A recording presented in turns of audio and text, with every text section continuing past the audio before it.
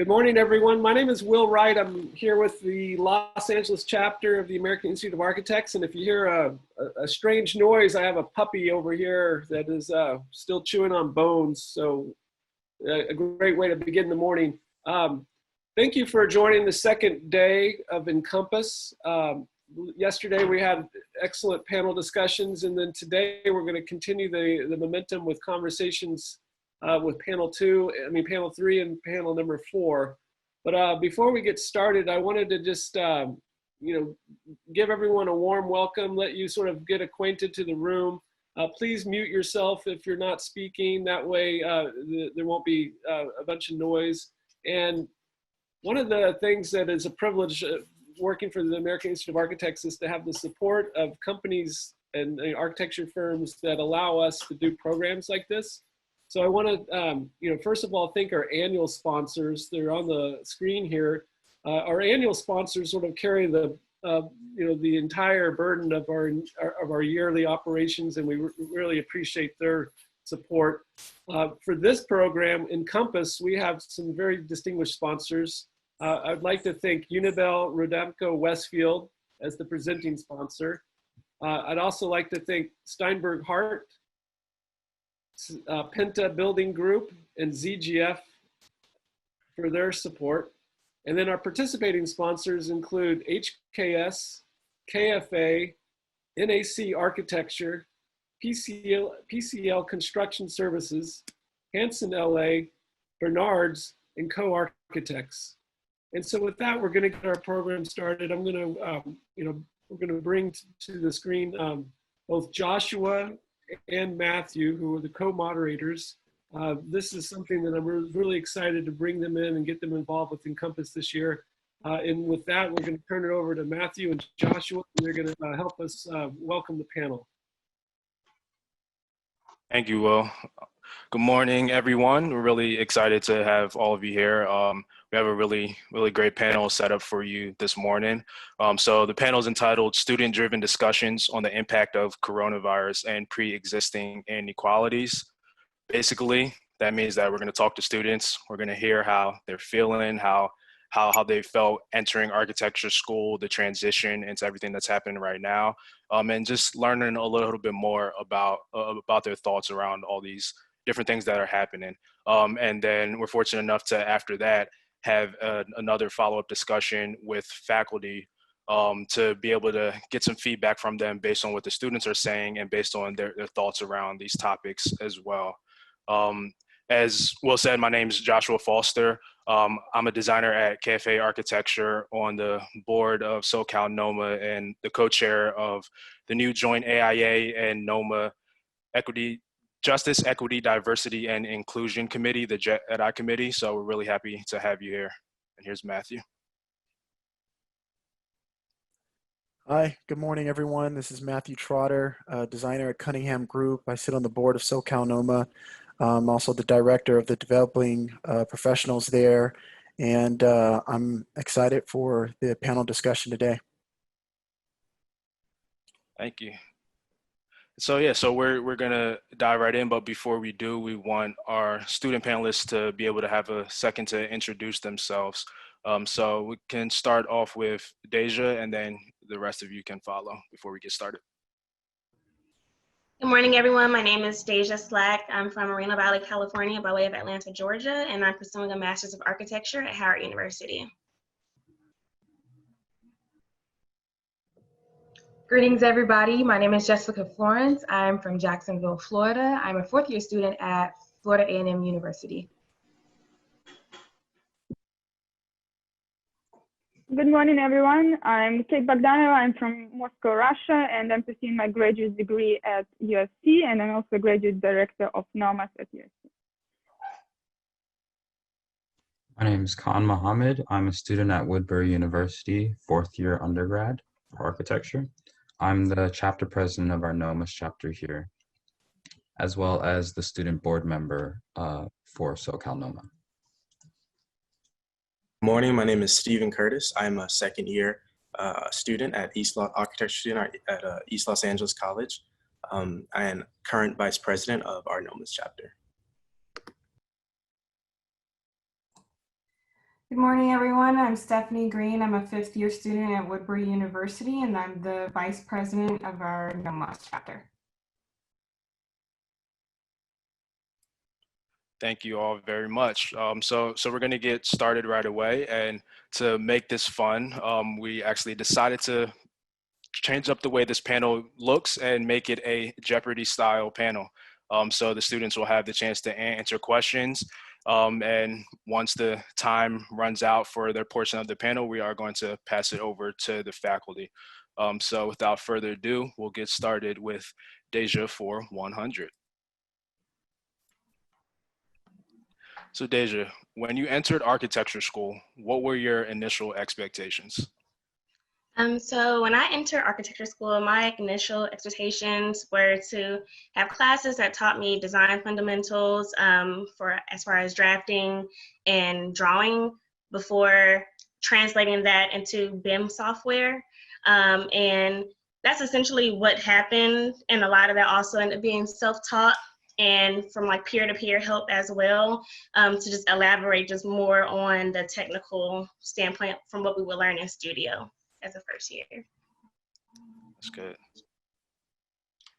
Thank you. So up next, we have Khan for 300. Khan, when you, oh, there you go. There you go. Khan, if you could create one class to be added to the architecture curriculum, what would it be? I'd make a class, I'd craft a class that's on the intersections of politics, policymaking, and public administration. Through my academic career, there's been a lot of focus on solving housing deficits, systemic racism, and climate change. I feel like moving on into the field, architects would need to learn topics or how to move in politics, policymaking, and public administration so that we could start to understand how architects could then affect the built environment at a larger scale. Very good answer. Thank you. Up next, we have Stephen for 400. Stephen, in architecture school, do you feel as though there is enough representation of people that look like you? If not, where have you looked for this representation?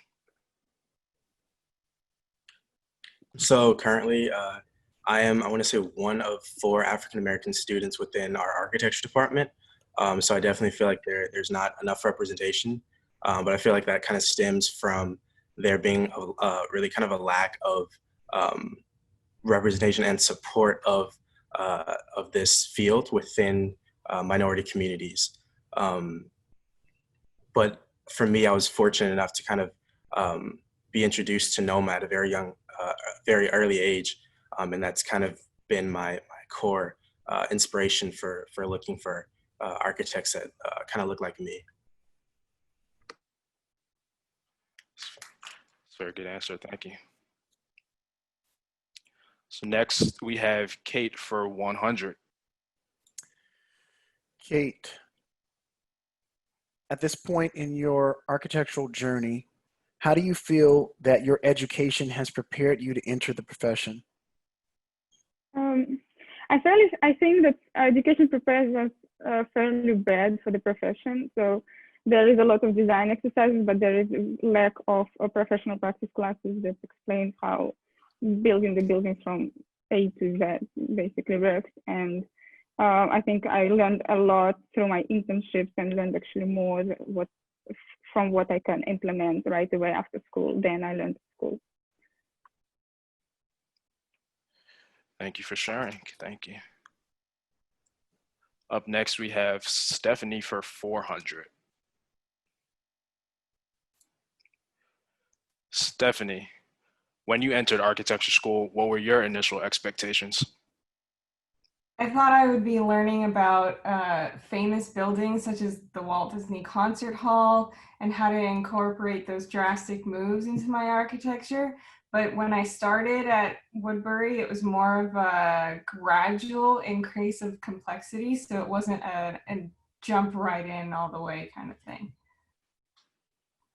quick follow-up question on that. Do you feel like that was a helpful thing to be able to have it gradually going? I think it was helpful because it helps later on, develop a process, but at the same time, it also loses some excitement. So I think there needs to be a better balance in that area. Thank you. That's a very good point. Up next, we have Jessica for 500.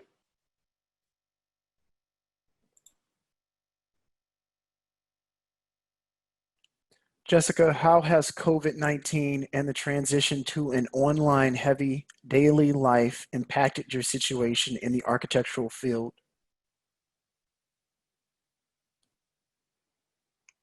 You're on mute. No problem. COVID has affected me in more than one way. The pandemic hit about mid-spring semester. Physical space is essential for me to get a better experience in teaching and learning. COVID kind of created this disconnect for me with architecture since I'm so used to being in studio. But it kind of forces you to recognize that there's like a segregation of knowledges, but it's not all bad because COVID, like with the situation, it provides like great opportunities for new ideas and innovations for future designs. I was also diagnosed after the pandemic with breast cancer, stage 4. So it had another clinical impact on me.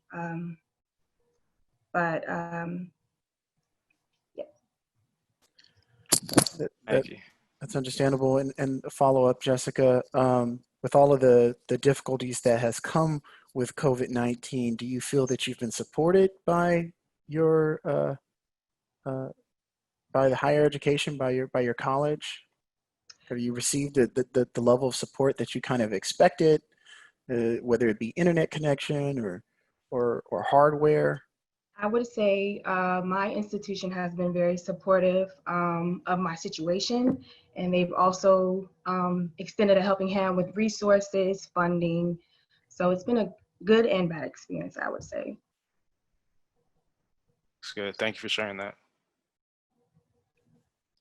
Next, we have Kate for 500. Kate, if you could create one class to be added to the architecture curriculum, what would that be? I think I would add something about the economy of building buildings, just everything that's involved in that, the real estate situation here in the US and how it affects also the underprivileged communities here. So I think this architects really do not understand the economics and how they change and what they change with their buildings, also in terms of gentrification, for example. That's good. Yeah, understanding the finances and economy is really important.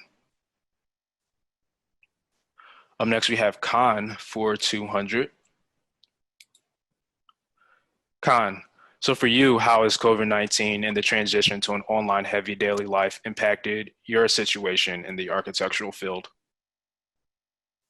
So it basically put studio culture on pause, right as we were starting to get into our final models. For working, it completely threw that out the window. I secured an internship like in January, but they had to cancel because of COVID. And then studying, oddly enough, helped, or COVID-19 increased my ability to study just because we were at home and we had ability to, stay focused, I guess.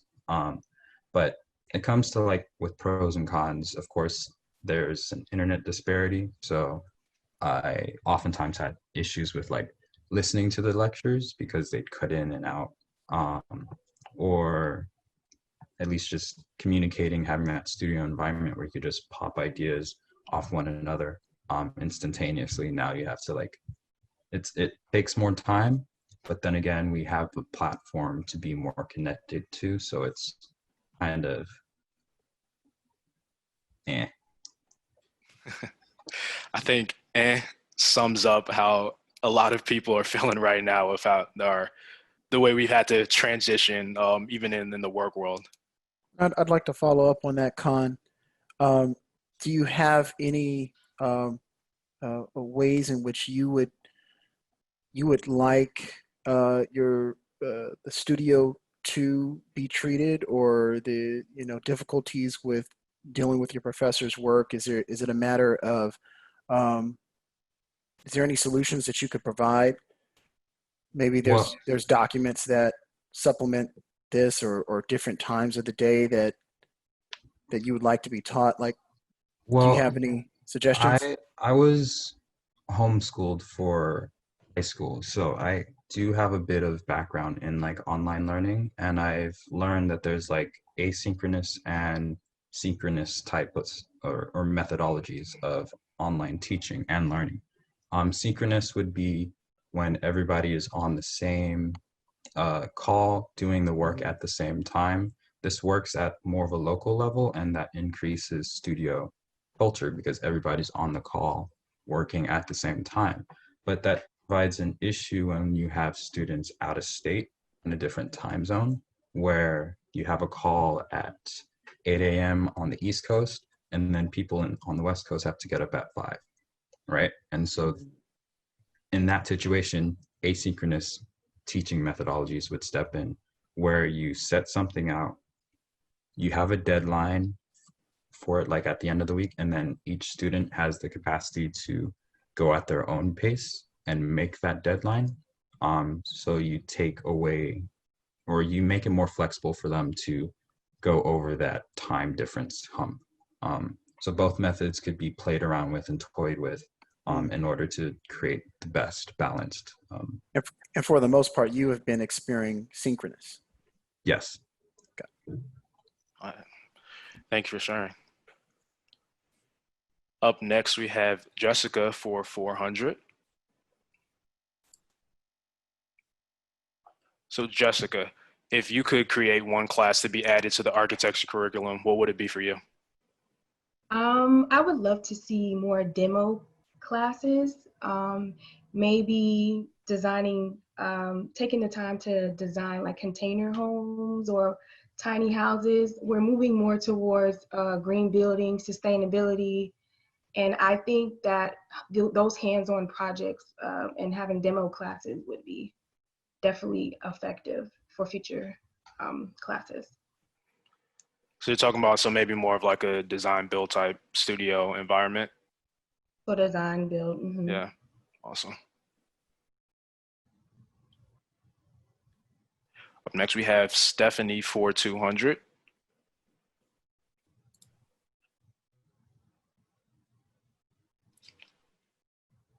In architecture school, do you feel as though there is enough representation of people that look like you? If not, where have you looked for this representation? I feel that there's people that look like me.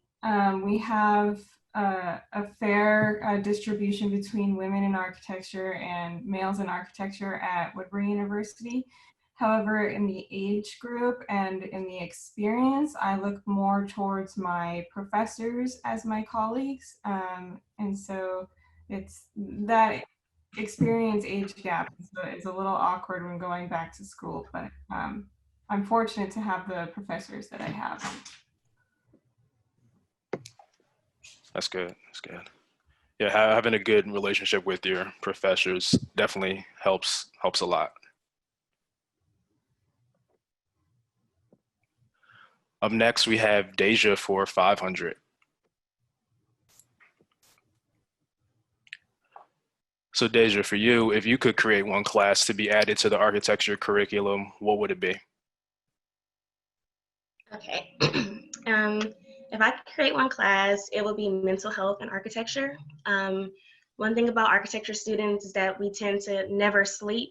And besides the sleep aspect, there's also life challenges, and some students express that to their professors, or they choose to keep it private. And so, speaking from personal experience, it's been times where I've worked myself so much that I've had anxiety attacks that have put me in the hospital throughout my matriculation of undergraduate school. So this class would be like a weekly check-in of workload, study hall, counseling sessions, and meditation, where the professors could kind of see how they could be assistants to maybe other students in a certain years and share this at faculty meetings to see really mentally what's kind of going on with the students in their courses for design. I think that's really important. It's definitely want to be able to prevent burnout when you're an architecture student, because it's very easy to get burnt out and jaded before you even get into the profession, and that's not really good for us as we get into it. I mean, being able to have that support group. Personally, for me, my mental health class was going to every single USC football game while I was in grad school, but that doesn't work out for everyone. So yeah, having a class for that would be really good. Deja, follow-up. That's a very interesting suggestion. I think it's a really cool idea for an elective. But do you also believe that there's an issue with just how architecture schools typically pursue their curriculums? Is there an inherent issue with how we're being taught? I don't think there's an issue with how we're being taught, and that's just speaking from like Howard's perspective.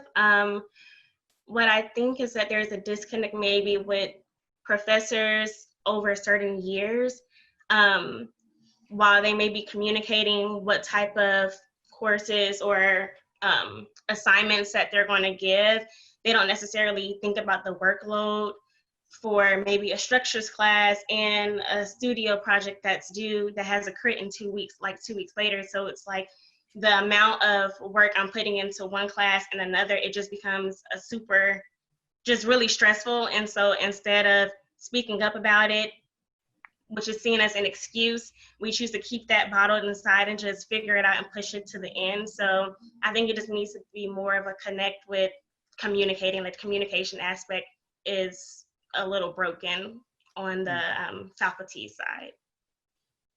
Yeah, architecture curriculum, for a long time has been a little bit of the feed them to the wolves, and if they survive, the best will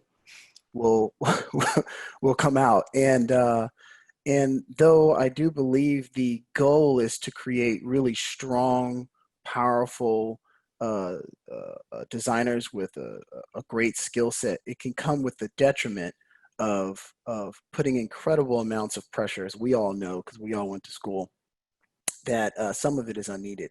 So thank you for that suggestion. Yeah, thank you. You're welcome. Up next, we have Jessica for 300.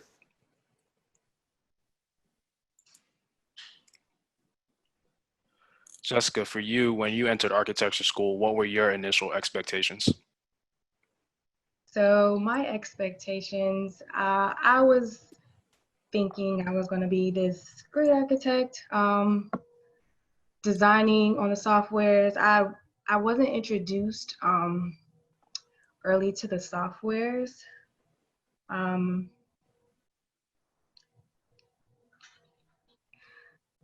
Sorry, let me take a moment.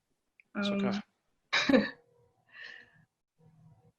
So expectations, I came in with the expectations of learning to draw because I didn't know how to draw, learning the software because I was not familiar with the software. This was something new to me. I didn't initially come in wanting to do architecture. So expectations was to learn all the fundamentals, to learn how to draw, sketch, design on the computers. But reality was there was a lack of resources for my school. There was a lack of funding, and I was unable to,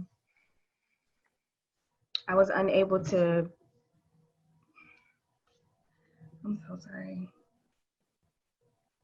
No, it's okay. Yes. I experienced the same thing at USC. I mean, I came in there one of the very three or four Black people, and I just had never used AutoCAD. I had never used any of these programs, and I felt like I had started well behind the pack. And everyone else that didn't look like me, it seemed like they knew who Le Corbusier was. They knew about the architects that they were teaching, and they knew the programs. And I felt that I was stupid. I felt dumb. And so you know, I feel you and I understand. So, you know, Right, yeah. Reality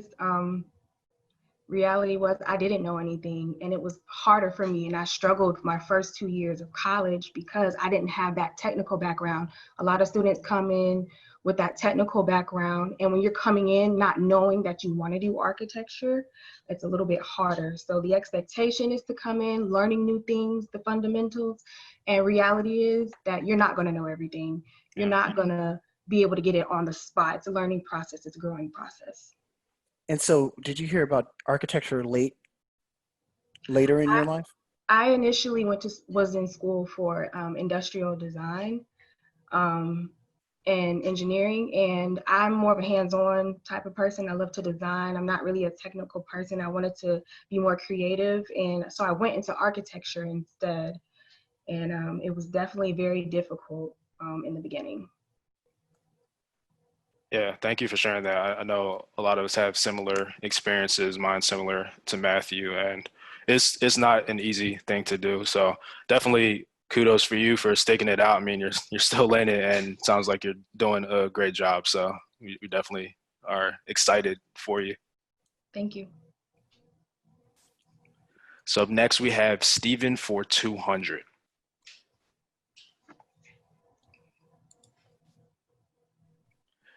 Stephen, for you at this point in your architectural journey, how do you feel that your education has prepared you to enter the profession?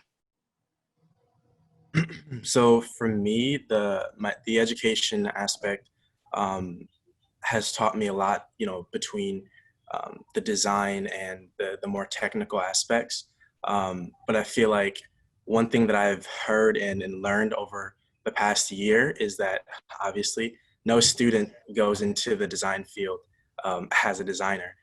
So it's really been about what can I bring in, or what can I take into the profession when I enter, based off of these early years of my education within architecture. And so for me, one thing that has definitely stood out, and I think Professor Hamner can also agree with this, is the importance of understanding context. Context guides the full project.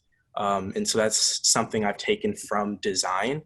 So not necessarily the designing aspect, but the understanding of how context drives the project itself. Another thing I think that has helped me tremendously is kind of just my teachings on multiple softwares. That's something that ELAC has provided, and I'm forever grateful for. Starting out in the architecture in this major, is understanding softwares like AutoCAD, Revit, SketchUp, Rhino within a year and a half. So I think that has greatly helped me enter the profession. That's good. That's very good. Yeah, understanding context is huge. I mean, a lot of the issues we face in our communities right now, unfortunately, I feel is because a lot of designers don't take into mind the context of the community. So being able to understand that even before you get into the profession is a good sign for the next generation of designers. Up next, we have Khan for 400.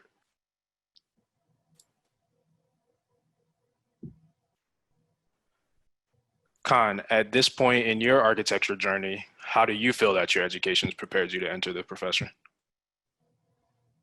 I've seen like pro-prac courses, and similar to what Steven's trying to, or was saying, was like, they do prepare you for like some nuances in the profession, but I feel like those courses fail to like reach students, because at this point in their career, like all students are focused on, all their classes, the majority of their classes are focused on is design. And so we have this one-off class that's about about practice. And so that's kind of looking the other way while everybody's still focused here. And so the retention rate of the things that students are learning in that class might not be as successful as it can be. And so that results in having this transition period from graduation to practice, because you're so design oriented, and then you realize, wait, there's like 99% like other things that I have to do when it comes to architecture, like all this other stuff that that I kind of brushed over. And so I feel like those types of skills aren't really taught to the best ability at universities. Oftentimes students have to find and mine those experiences and skills through internships, which aren't equally accessible. So that's a very, very good point. So basically, you're kind of looking for more of a balance or seeming of emphasis from the curriculum to put more of an emphasis on professional practice, so that the weight of it is a bit more heavy, as you feel that it is in the professional world. Yes. That's good. So next we have Kate for 400.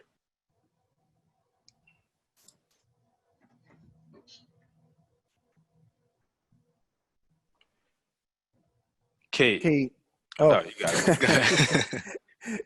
How has COVID-19 and the transition to an online heavy daily life impacted your situation in the architectural field? So I think the biggest impact was, of course, the community, as someone else already mentioned. It's really hard to connect with people out that usually were right in your studio, and you can just go and talk to them. I feel especially bad for people who just joined the architecture school this fall, because they have no connections in their class. It's very hard to build friendships and build relations. USC does their best, and we as student organizations try to help them, but it's pretty tough. And obviously, online environment can't replicate the in-person communication. Also, as an international student, I feel there was quite a lot of tribulations during this period. There was a period when the administration tried to throw us out of the country, and now there are a lot of students who are stuck abroad and can't return. And again, I think USC does their best to support all the students who are in different time zones, but it's obviously an issue for a lot of people. Yeah, I can't even imagine the extra stress having to not be sure if you're even going to be allowed to be in the country while you're in school. And as Khan alluded to, with the different types of learning, when everyone's on the call at the same time and you're a lot of hours away, I'm sure that definitely changes up your whole entire internal schedule, which is tough. We definitely have some students in China who just sleep during the day, I guess, and study at night. Yeah, wow. So next we have Jessica for 100. Jessica, for you in architecture school, do you feel as though there's been enough representation of people that look like you? And if not, where have you been able to find this representation? Well, I go to an HBCU, so there are a lot of people who look like me. But as far as representation from a gender standpoint in architecture, there's not a lot of females that are in the architecture field, and I think we should definitely see more of that. But when you're not recruiting for it, and you're not seeing many African American female faces, then that's when you see a lack of that representation. That's good. That's a very good point. Did a quick follow-up question on that, and Deja, you can actually jump in on this as well. Since both of you are at HBCUs, did you make was your choice to go to an HBCU for that reason of looking for representation, or was it something that drew you in another way? I want to say going to an HBCU is generational. Based off, when you go to an HBCU, it's typically based off of struggle. And so you want, when you we wanted to go to a school, I wanted to go to a school where I could connect with people who struggled like me, and who looked like me, and that I could connect with. That's good. And quick pause real quick. Unfortunately, not everybody knows what HBCU is, and hopefully that changes. No, it's my fault for bringing it up without saying HBCU is a historically Black college or university. So for those that don't know that. All right, Deja. Oh, yes. And from my perspective, my parents went to an HBCU, and finishing high school in California, I did a whole college world trip and looked at different architecture schools. But my cousin actually graduated from Howard University's architecture program in 1997. And so that just encouraged me more to kind of be in a space where I had professors that looked like me, students that looked like me, and people I felt like would support me throughout my journey. And so that's what ultimately led my decision to choosing an HBCU over another institution.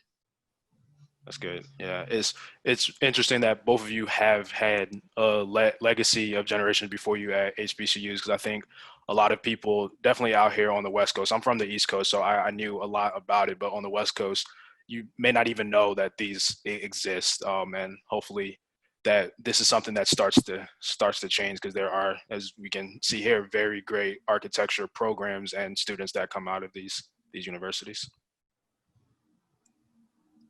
Oh, perfect. Look at that. Deja, you're up again. Deja for 400. Deja, at this point in your architectural journey, how do you feel that your education has prepared you to enter the profession? I feel as though the courses that we have at Howard take a huge focus on like professionalism in architecture. And from when I first entered the program and to now, over the years, we've just always gained extra resources such as laser cutters, 3D printers, wood shop things to make us more, what's the word I'm looking for? Oh gosh, just had a blank. Essentially just making sure that we're competing at the same level with other schools around us. And so while that was important to the educational side, I know when I started my first internship, I felt very prepared. A lot of my cohort would kind of come to me all the time and ask me questions about Revit and other BIM resources. And so I put a lot of self-doubt on myself initially, because I was like, oh, okay, maybe they won't look at HBCU education being the same as another school, but I was actually more prepared than I thought I was. And so I feel like my architectural journey this far has been great in that aspect. Can I, similar to what Deja said, Jessica, have you had any internships or had any experiences where you felt like your colleagues at possibly a seminar or a conference heard that you went to an HBCU and you felt there was kind of a misunderstanding of your level of education? Have you ever felt that? When I did my internship at Jacobs, they never gave me the notion that there's like a horizontal organization. So nobody's above you, nobody's under you. And it's crazy because they ask you, they have no issues with asking you for help. But for me, it was very, very strange that when I introduced my school, nobody knew what it was, and they didn't know what an HBCU was. And I thought that was a problem because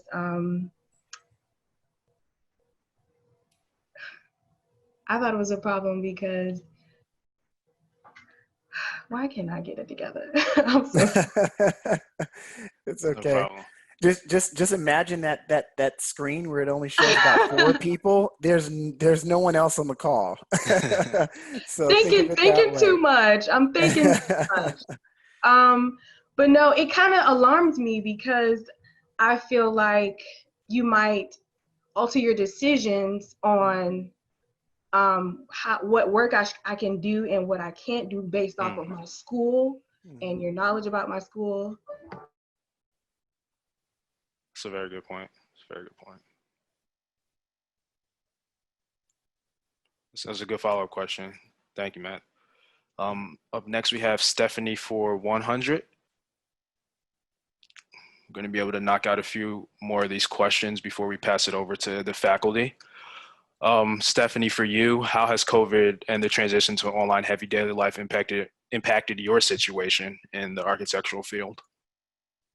Well, as Khan said earlier, studio was just taken from us, and that's where I spent all of my time, most of my time, being around people to see inspiration, to just piggyback off of ideas. That collaboration is not there anymore, even in an online environment.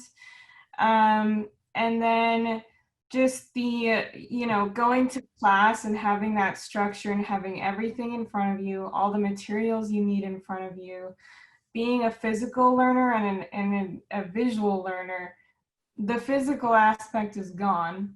And the visual is now I guess, exaggerated in an anxiety way, where we're trying to coordinate different links and different softwares and new websites, and how professors want to teach that in the online environment. There's Zoom, there's RingCentral, there's Google Meet, there's and that's just meetings. There's websites, there's blogs, there's all of these things, and it's like I don't have the normal textbook in front of me anymore. I just have a computer with a bunch of tabs open at once. And so just the coordination of that, I wish more professors would understand that from our side. That's a good point. Thank you. Thank you. We're going to go Stephen for 300. Then I believe this should be our last one that we're going to do before we pass it over to faculty. So it's good. We got everyone to at least do 3 questions here. Oh, that is very small, but that says, Stephen, if you could create one class to be added to the architecture curriculum, what would it be? So if I could create one class that could be added to the curriculum, I think what would be interesting is kind of bouncing off of what was stated earlier about this kind of gap between the profession and current school curriculum. I think it'd be interesting to kind of find a way to kind of link those two, and kind of create this kind of intro class to kind of getting yourself a little ahead and within the profession, so that you can be a little better prepared once you leave the academic world. That's good. Thank you. I think that was a really good way to close out this section. So we thank you all the students very much. You had very good answers, very inspiring answers, and hopefully not too tough of answers for our faculty up next to hopefully be able to tackle. So thank you all. And let's move on to this next portion here. So this next portion, before we get started, we'd like the faculty members that are part of this discussion to introduce themselves. First one I see on my screen up, we can start with Alvin, and then we can move on from there for introductions. Thanks, Josh, and thanks for having me here. It's really exciting to be here and see all these beautiful faces. My name is Alvin Huang. I'm the Director of Graduate Architecture at USC School of Architecture, and I also am the Principal of Synthesis Design and Architecture here in Los Angeles.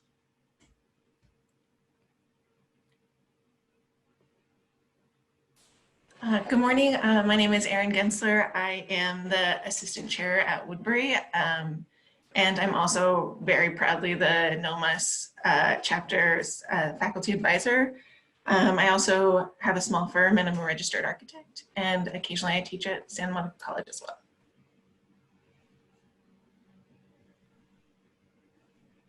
I don't know if there's an order, Josh, so I'll go.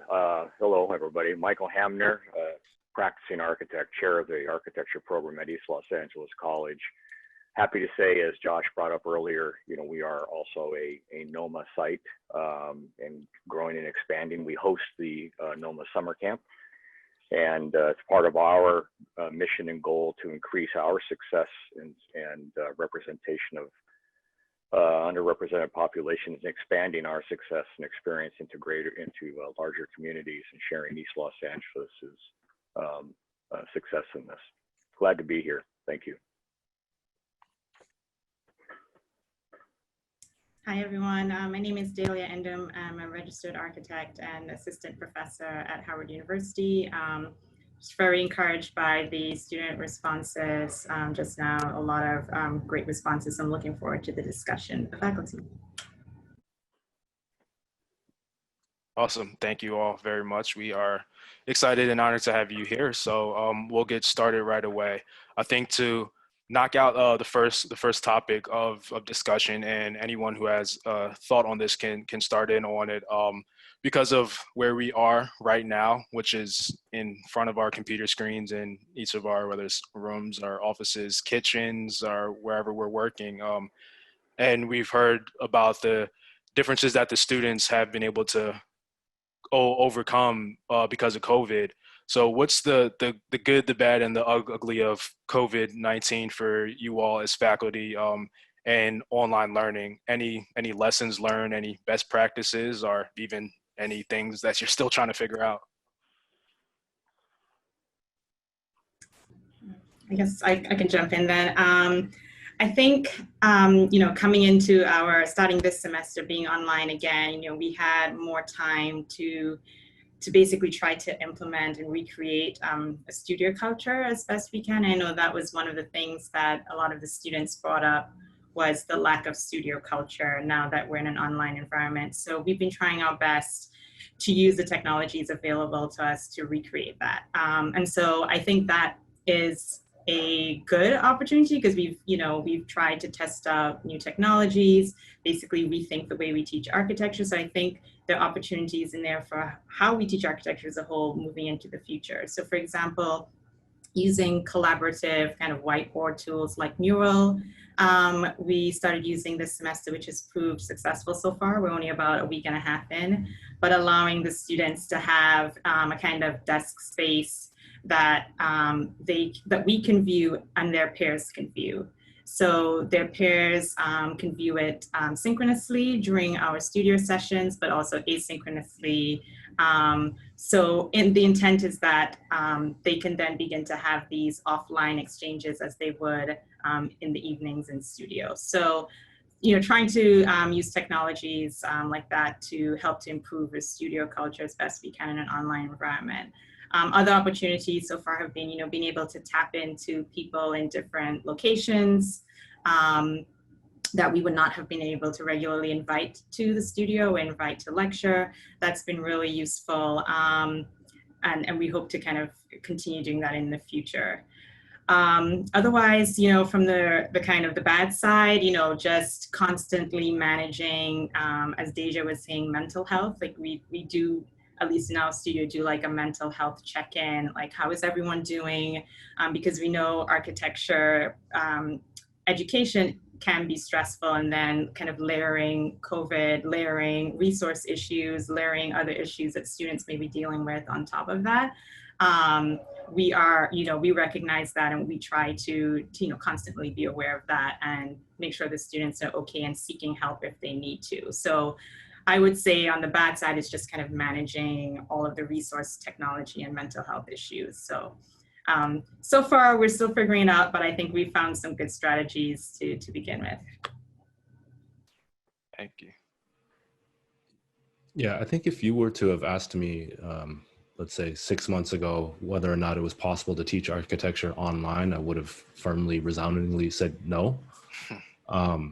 And after having done it for one semester, I actually feel like not only is it possible, in some ways, it can potentially be better. Like the outcome and the product of the work, let's say in a kind of screen-based format, there's a certain, there are technological issues with equity, but there are other issues of equity that actually come to the forefront that are positives in terms of when you're on the screen, there is no front of the room, there's no back of the room, there is no kind of distribution of, let's say, cost when it comes to modeling, right? Like the issues of modeling are actually just about effort and skill. There are issues about proficiency. But I would say one of the things that I've consistently been talking to about students and the way we've tried to reformat the work at School of Architecture in the graduate program is actually to, one of the directives I've given my studio coordinators this year is not at all to try to do a diluted version of what we've done before in terms of trying to think about physical models or trying to think about things that are, let's say, on-screen versions of something we used to do physically. And just telling people to buy in and go hard on the digital. And so if we're going to be fully digital, let's be the best we can be at being digital. And the goal I've given every student at the School of Architecture is to graduate in this moment knowing that they are masters of remote collaboration, that they can enter the workforce and be able to tell people that they know how to work remotely and collaboratively in ways that other people have not even thought about. And so I think one of the things that has been a strength for me in terms of thinking about this is the fact that architecture as a profession has been doing this for a very, very long time. I've been involved in many projects in my lifetime. I've probably been in the same city as one of the projects I've been working on like 10% of the times. So whether it's clients, consultants, whatever, I'm very, very used to, let's say, remote collaboration. Now it's taking it to another level. And I think that's something where students at this point, I'm saying, have the ability to, let's say, leverage their innate abilities as social media savants and digital natives to take advantage of this moment and do things that actually I feel like the faculty are the ones at the disadvantage. Where before the faculty, like now we're seeing other equity issues, which are actually, let's say, the students know how to use Zoom much better than many of the faculty do. And so like we have this issue of trying to like say, okay, how do we get the right faculty or support to certain faculty so that they can do their job, and where the younger faculty are able to take advantage of the medium. And I think right now, like Marshall McLuhan often says, the medium is the message. And in this case, the medium now is a screen-based format. So how do we take advantage of that? But I think, as Dahlia mentioned, the bigger issue is not the output, but it's actually the culture and how do we create that. And I think, events like this where, we can see each other face to face and have conversations. I think platforms like Miro, which we're also using as ways that we can kind of create, let's say, a virtual building that, people can walk the halls and kind of have the chance in encounters of looking at the work of other students and looking at each other. But also thinking about things like Slack, where we're kind of introducing a kind of virtual chat culture where students are now, we started an all graduate architecture Slack channel where students are able to engage with one another, ask questions, and not just ask. Now when they ask questions to their instructors, it's not like one email that gets exchanged back and forth between one instructor and one student. It's actually a chat forum that allows multiple people, an entire school if they want to observe and participate. And then finally, I would say that there's also a sort of opportunity here for people to really take advantage of this virtual culture as a way to have conversations. And so one of the things we've done is changed our, actually, Josh, you took this course with me, 409, the architecture boot camp at USC, the kind of preterm boot camp, which, as you remember, was an important sort of introduction to architecture through a kind of boot camp process of learning fundamental skills, but really engaging with one another and really about connecting with your fellow classmates and your faculty. So we've changed that from being a preterm boot camp to being something that's an extended course through the semester, but as a discussion course. So the purpose of the course is actually not to teach anything, it's actually just to talk. And we just have conversations about what they're doing in studio, conversations about what they're doing in theory, conversations about what they're doing in computation. And we have these synthetic presentations that are basically every week, a group of students is asked to do a Pechakucha style presentation of just aggregating all the things they're doing in other classes and talking about it. And then we have a conversation about that. And it allows us to really try to have the conversations that we normally would have had in, like the students would normally be having over their desks. Mm-hmm. Right? While they're working, they might be talking to each other, but now they don't really get that chance anymore. That's good. Aaron and Michael, to close out this question, because you guys kind of talk about the last thing Alvin said about how to create that culture of students being able to interact with one another, because as Alvin was mentioning, in that 409 class, it was where all of our 3-year graduate students, we got to know each other very well. We didn't sleep for like 2 weeks, but that was a good way for us to really get to know each other. And I think it helped us as we got into the semester to be able to feel comfortable to lean on each other when we were having issues where we wanted to give up mentally, or issues where some people knew Rhino better than someone else, and we felt comfortable to be able to ask that. So how have either of you been able to address that virtually? Aaron, do you want to go ahead and take that first?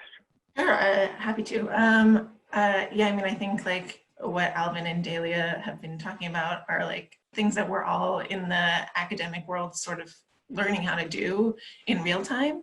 And so we're implementing programs and seeing what works and what doesn't throughout the semester. And the students are going along with us, and I'm so grateful for that. We started a buddy system, or a buddy initiative, to especially for students who are like entering the program, to make sure that they have an upperclassman that they can ask questions to. And we're trying to find ways to have more group projects so students can have that sort of relationship with each other.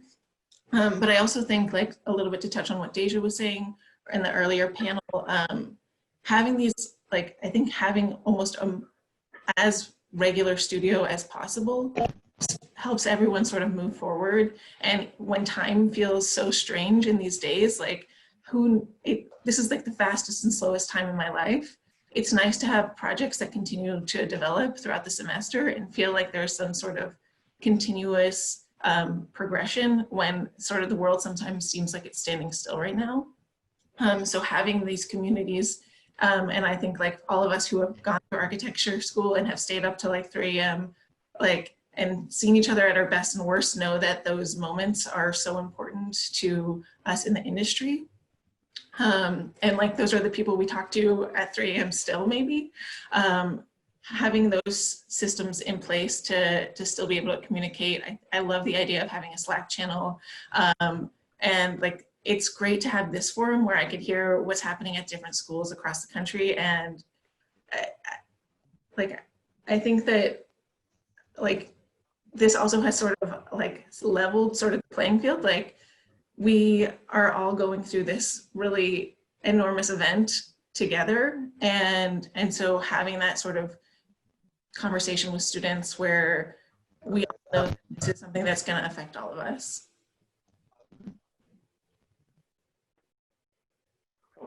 Is that ready? You ready for me, Aaron? Yeah, go for it. Well, I have to take a different perspective because of who we are and being a 2-year program, but I absolutely resonate with the comments. In fact, I felt that Dahlia, as we started off, taking a number of things I wished I would have been able to share. So I share with her, the same with Alvin, and now with Aaron. But we're a 2-year program. And as a 2-year program, I'm not one to assume, because obviously our students whose situations they carry on as they transfer to the next level, to say that a university student doesn't suffer the same issues that our community and 2-year students do would be ludicrous and wouldn't be beneficial to this discussion. But the vast majority of our students suffer some level of housing, foods, and other insecurities. The technology issue for us into our students, and again, we're a program that's an open program, so we don't choose our students. Our students come to us with a dream, oftentimes not college bound initially when they come to a school like ELAC or another 2-year program. And we're trying to replicate. We have articulation MOUs with universities. So that means that our first 2 years of design studio, as Stephen can attest to, translate and are credited Many of our students transfer to third-year programs, which is an incredible asset and an opportunity. And that's why I champion our pipeline at ELAC as being a very special place to provide opportunities. But when you don't have access to technology, or you're in a family of multiple siblings and you're using one computer, or you're trying to attend a studio with your phone, and doing the same things that we're talking about, utilizing a Miro, utilizing, all the other technological, abilities to replicate a digital culture of a collaborative physical environment that we're so used to being educated in is very difficult. And this year I was told, as we enter into the fall semester, we started school on Monday. I've been told that we will continue online through the spring semester and we will update our course curriculum. I, as the chair of this program and as a professor and instructor in certain courses, will never physically meet some of my students, the new ones, the freshmen. And these are kids who are coming into college for the very first time, and they're choosing this very unique profession and academic methodology.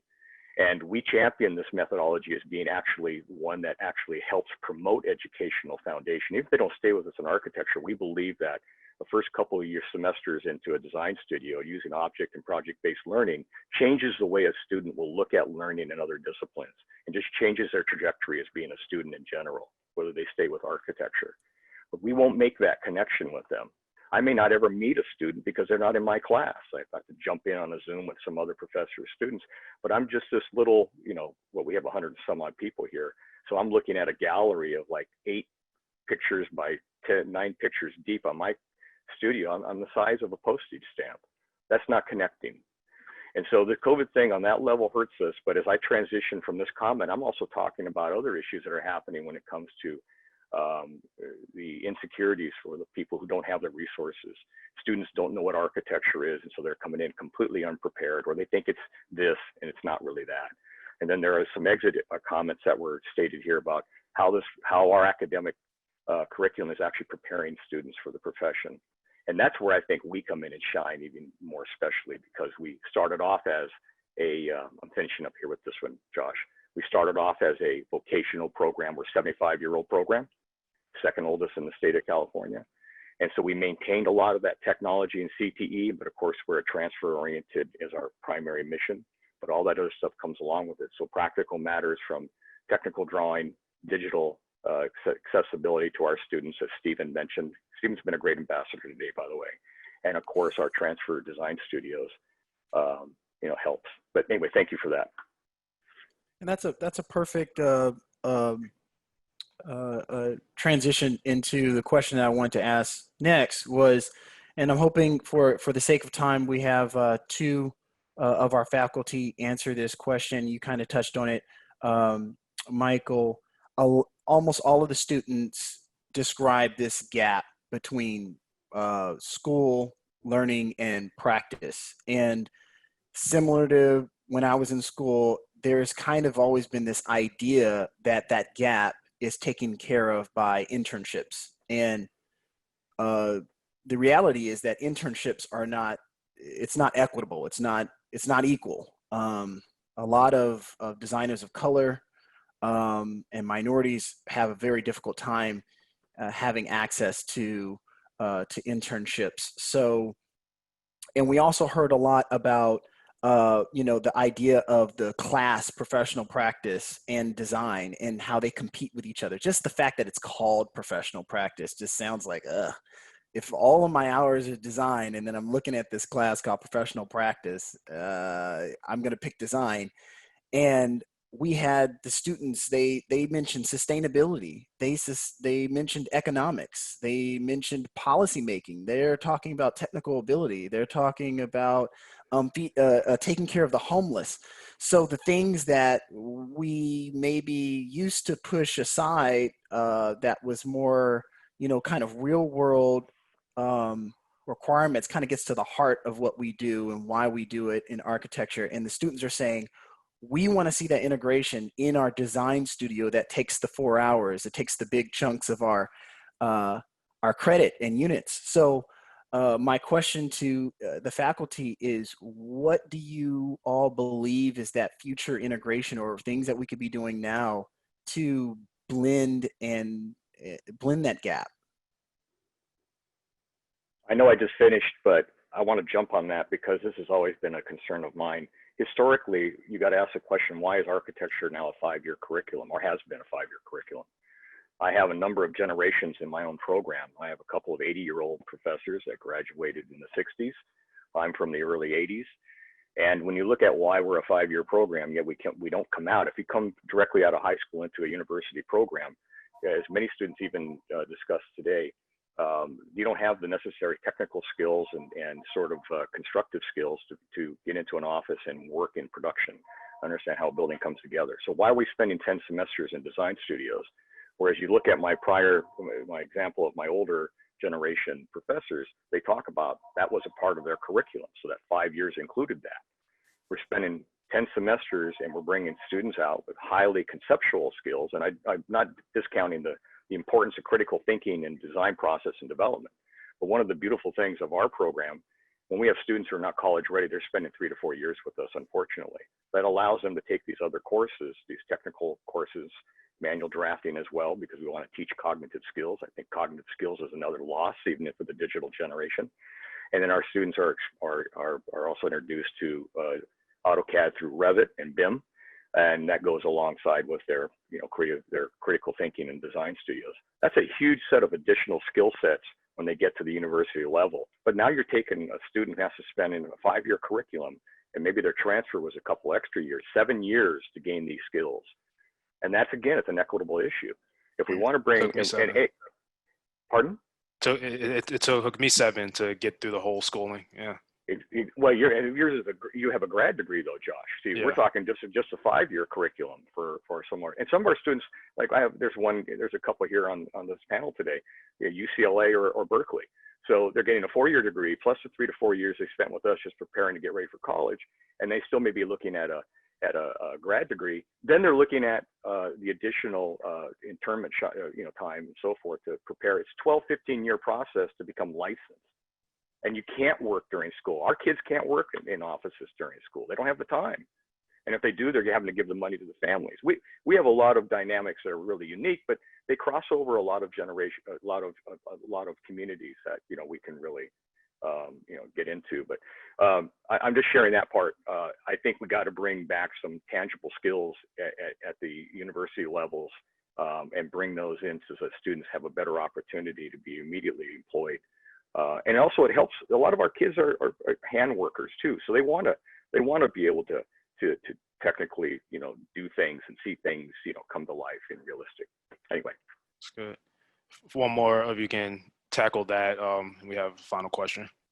I can jump in. I mean, outside of the technical integration into Design Studio, I think there's also an opportunity to maybe strengthen other courses and have them as core courses that deal with some of these social justice, environmental justice issues, and then how do those themes then be picked up in studios. So for example, at Howard, we have a required class called Public Issues in Architecture that deals with the students have to go to community meetings. They understand the whole ANC process where developers are pitching projects to the community, so they're experiencing that. They go to, in pre-COVID times that is, they go to Congress, there's bills that they're listening to on the floor. So they're learning about all of these sort of additional issues outside of the professional practice class that do affect your role as an architect. And they come out of that course kind of understanding their role as an architect in these social, environmental justice issues. And I think that starts to get picked up in some of the ways that they approach their studio projects as well. And so that's a required class. And so having more of those sorts of, classes that are required outside of the technical requirements and seeing how those can then be picked up in studio, I think there's a lot of opportunity there to kind of create a more well-rounded a student that's ready for the profession outside of just this one professional practice class. That's good. That's good. I really like that idea of having involvement in community meetings and things like that. I was able to stumble upon one outside of grad school when I was in grad school, and it actually really changed my mindset about what I wanted to do when I entered the profession. I think that's really good. it looked like about Can I 6 make a really, minutes. Yeah. can I make a really quick comment?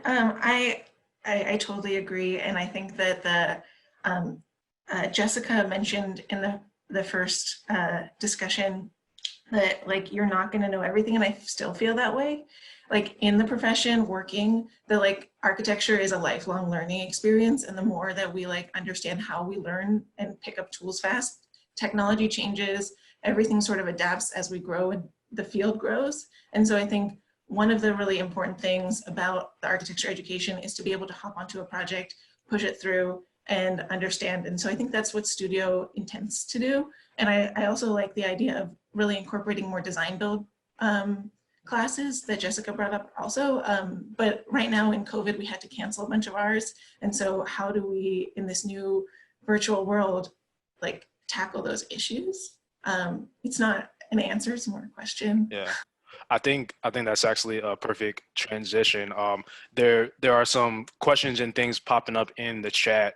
I think one that's been kind of similar through a few people are asking how can the profession of architecture better support these universities and these architecture programs in this new world with COVID, and then also just figuring out how that disconnect from the profession and student engagement, because it's not all on the universities.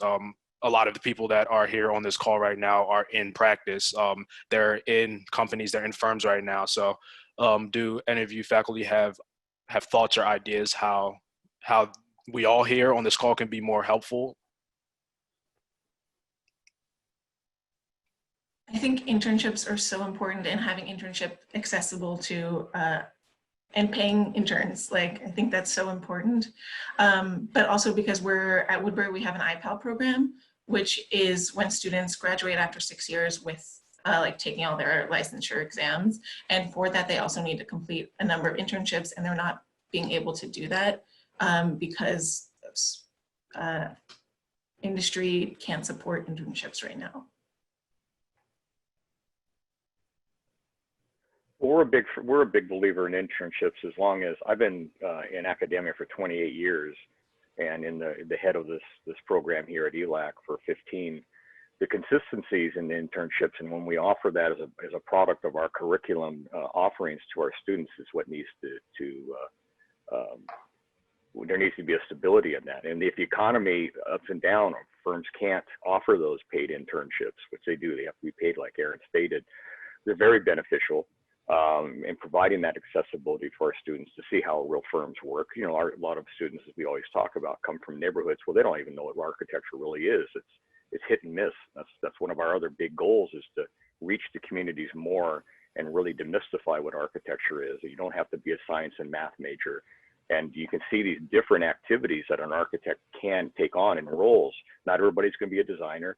Not everybody's going to be a production person. Some people are managers of people. I mean, you see it in personalities. Some people are better at working with people and managing them. Others are more, face to the table and designers or producers. There's so many roles that we can take on. And of course, as a 2-year program, we're a fundamental developer. So we also have pathways for interiors and industrial design and even up through gaming. It's outside of the traditional architectural enterprise. But there's got to be a consistency. If firms want to commit and help with this endeavor, especially in reaching, in providing inclusivity and in reaching a diverse population, we have to be able to be consistent. But when economics play a role, sometimes that can't happen. And then that changes our dynamic and they're serving our communities and helping, to get the next generation of architects into the, through the system. It's good. Alvin, it looked like you were about to jump in on that. Well, I was just going to say that one of the things that, I do in my practice, and so I'm, I have both the practice and I'm teaching as well, and directing the grad program.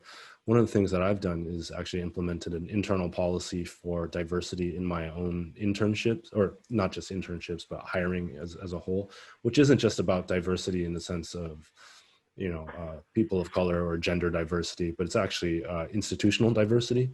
And so as somebody who's, teaching out of school, I actually put in a policy for myself that I can't have more than one person from the same school. Like I can't keep hiring from the same school. And that keeps me from, having an office full of USC students and or an office full of whatever. But I think it helps me not only have address sort of the issues of, like, you know, let's say just being all one from one school, but also having a diversity of thought. And I think that's something that also forces me to look at other CVs and look at other people that I normally wouldn't look at.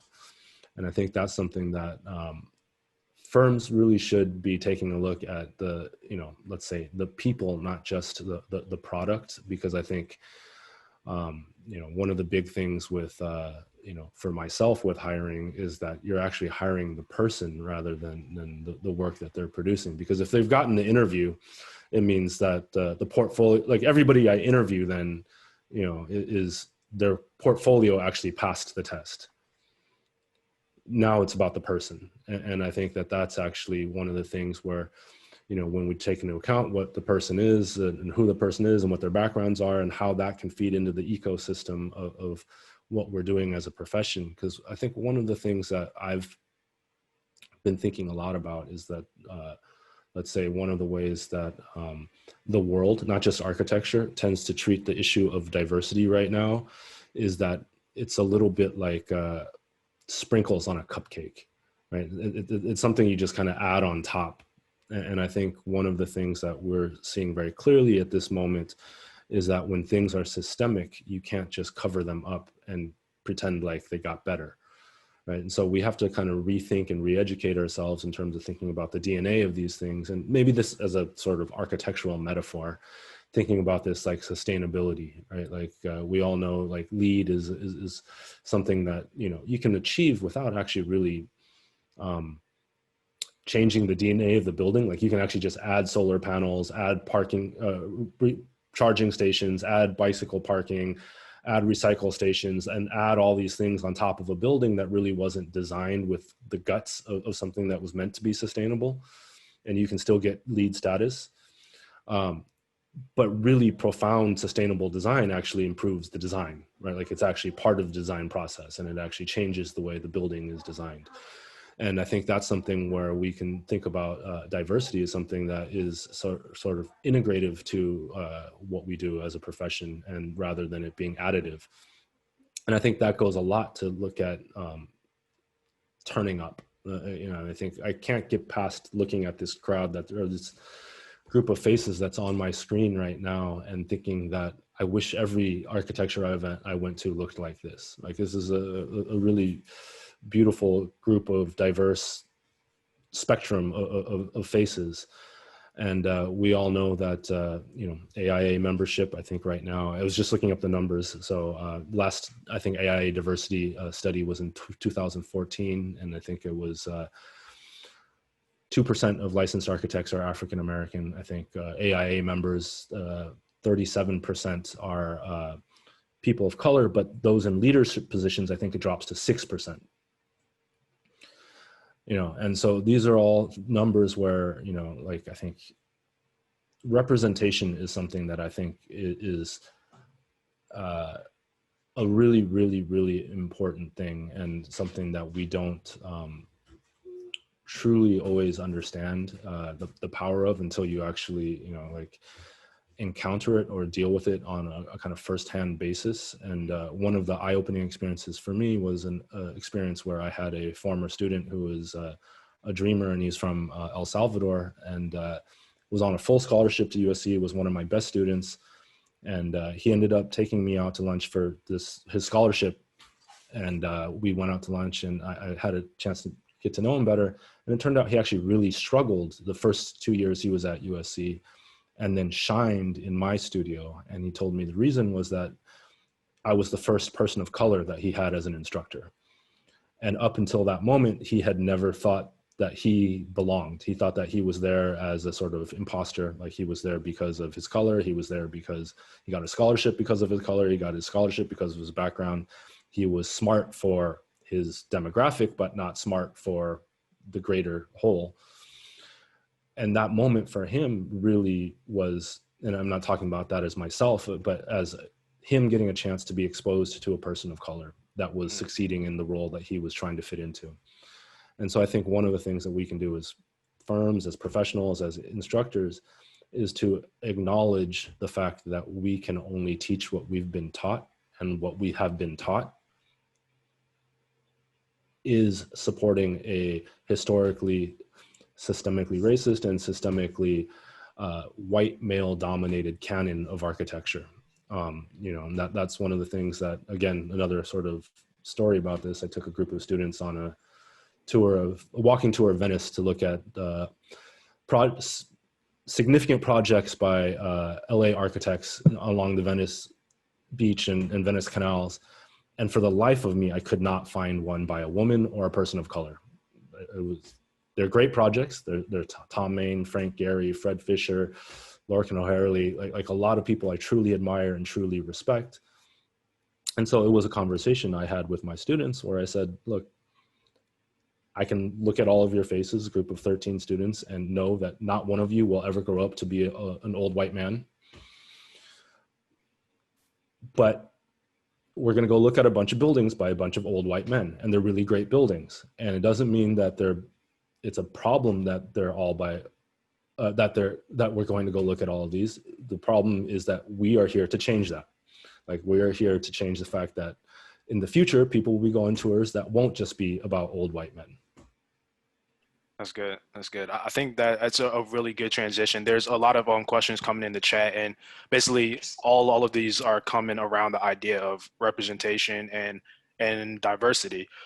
There's a few questions talking about how are we able to figure out making the diversity and the representation something that doesn't seem as a handout, one that seems as like we really belong, because there's also a sake of making sure students don't come into the program, like you were saying, Alvin, where your student thought that he was just the best for his people, or the best, has to be the face of the race, which is something that it's really hard for students to take on.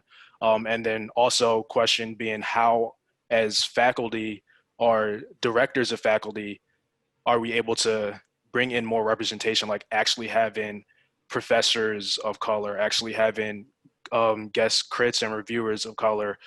I've not once in my entire architecture schooling career of 7 years been taught by someone that looks like me. And that is a problem.